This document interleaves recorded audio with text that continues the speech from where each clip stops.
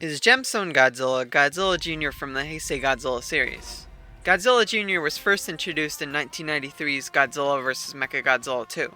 After the events of Godzilla vs. Destroya, he was brought back to life through the meltdown of burning Godzilla, thus ending the series for good.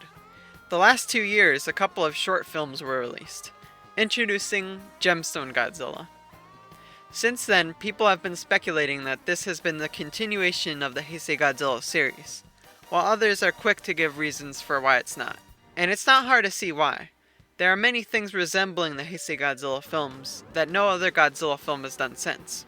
The use of Godzilla's nuclear pulse being thin lines of light and not just a burst of energy is something exclusive to the Heisei Godzilla series, as well as them using the exact same sound effect. Speaking of sound effects, Godzilla's roars from vs. Space Godzilla, and even some of the roars from Godzilla vs. Biollante are used. Also, certain parts of both short films use music from the Heisei Godzilla films, such as the theme from Godzilla vs. Space Godzilla and the theme from Godzilla vs. Mechagodzilla 2. Rarely ever used in any other Godzilla film. But the main thing people point to is the opening scene being narrated by Megumi Odaka, who is Miki Sagusa in the Heisei Godzilla series. In her opening, she says that it's been 25 years since he disappeared. Now, the time Godzilla vs. Destroya took place in was 1996, 26 years before the Godzilla vs. Gigan Rex short film. But what about the points proving Gemstone Godzilla isn't a continuation of the Heisei era? Such points include the Super X or Maser cannons not being there. This is partly a good argument. The Maser cannons were always a thing in the Heisei series, even in his first appearance in 1984.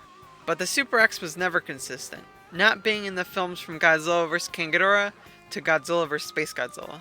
And the Super X3 wasn't even made to fight Godzilla. It was made in case of a nuclear power plant meltdown. So it's possible the Super X was shut down since then, but there being no Masers is highly unlikely.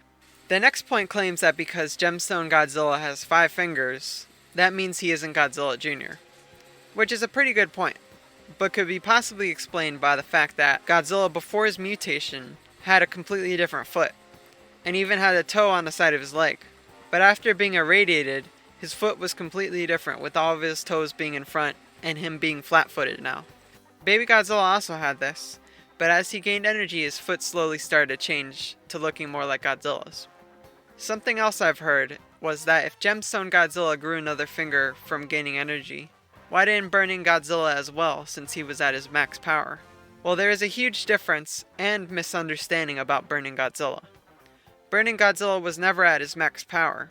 His fission was at its max, which caused him to need more power, leading him to nuclear power plants in order to level out his fission. But by the time they froze him and balanced his fission levels, his reactor inside of him had already broken apart, which is the reason for the infinite spiral heat ray, and his ultimate demise and meltdown. Now back to the subject.